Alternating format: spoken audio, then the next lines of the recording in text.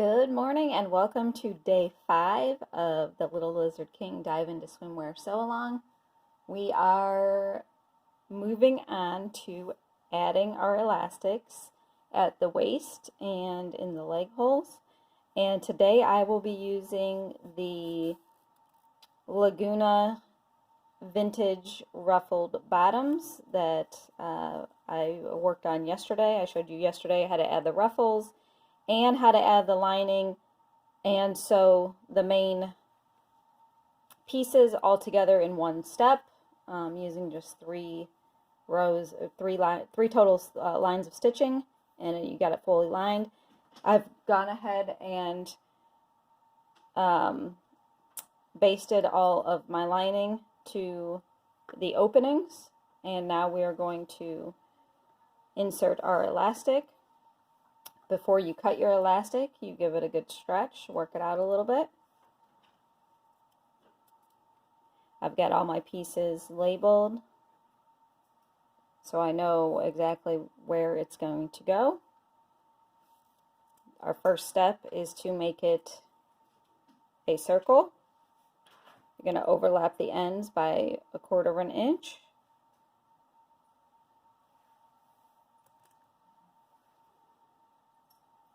And you're going to put a little pin in it. And we're going to go over to the machine and we're going to zigzag this together. Okay, we are going to take our overlapped elastic. I'm going to go ahead and drop my needle in on one side, put my presser foot down, and I'm going to zigzag back and forth. I'm going to backspace a little bit.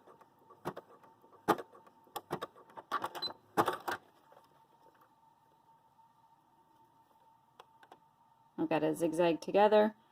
You're going to repeat that for all of your elastics, and then I will show you how to, we're going to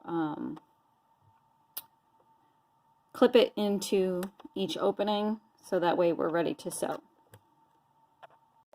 Okay, so I've got all my elastics joined together in a loop. Make sure they are not twisted or anything. It should be where you can fold it in half and lay flat. For the leg holes, I only clip them at the halfway point. So I'm going to fold it in half with the seam at the bottom. I'm going to make a little mark inside the loop.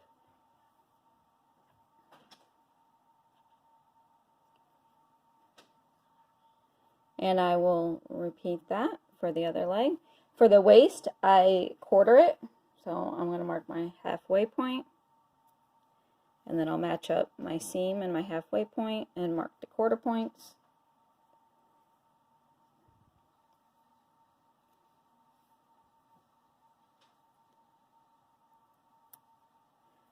Okay.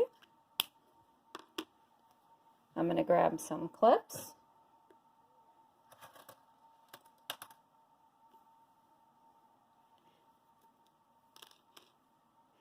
Now on the leg, you can find the halfway point by taking your the bottom seam and kind of matching up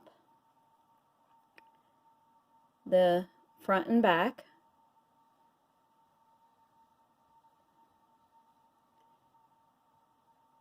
And I'm going to mark that right there. It's usually about 1 inch in from the side seam, at least for my girls' sizes. It's been generally 1 inch. So I'm going to take my elastic. I always put the seam from the elastic down at the bottom, and I usually try to match the overlap opposite of how the seam is pressed. So my seam is pressed towards the back, so I'm going to put that line. It just makes it not quite as bulky. Put a clip there, and then I'm going to go back up to my original clip And there's my halfway mark. Now if you're wanting a little bit less elastic to work with at a time, you can absolutely find your quarter points. You just match up the halfway points, mark your quarter points on both your elastic and your swimwear. For legs, I usually just do halfway. We're going to go over to the sewing machine and we are going to do our initial zigzag stitch on. While we're doing that, I'll be stretching the elastic to fit and showing you kind of how to maneuver the curves, and then we will flip it over and do our final stitching. So let's head back to the sewing machine. Okay, we're back at the sewing machine. Here I've got my needle down, my presser foot down. I'm just going to remove this initial clip so I don't accidentally sew over it. I'm going to get my fabric laying properly. Now if you're doing the vintage ruffled bottoms, we're going to go ahead and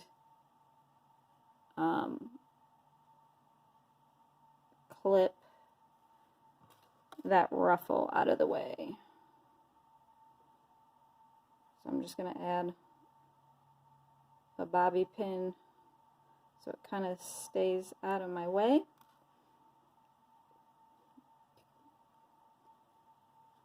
See if you can see what I'm doing. Okay, so I've got it clipped out of my way. So it shouldn't get caught, but just in case. Before I begin, I'm going to do a couple stitches, lock it back and forth. This way, when I stretch the elastic, it's not going any, it's secured to the fabric.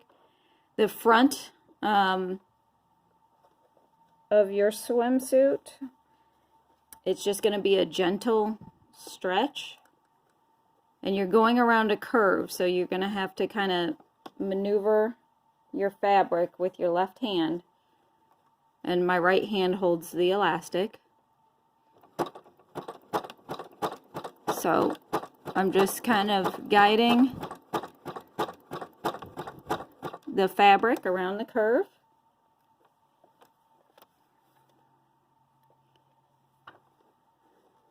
The waist is a little bit easier because there's no curve, it just is straight.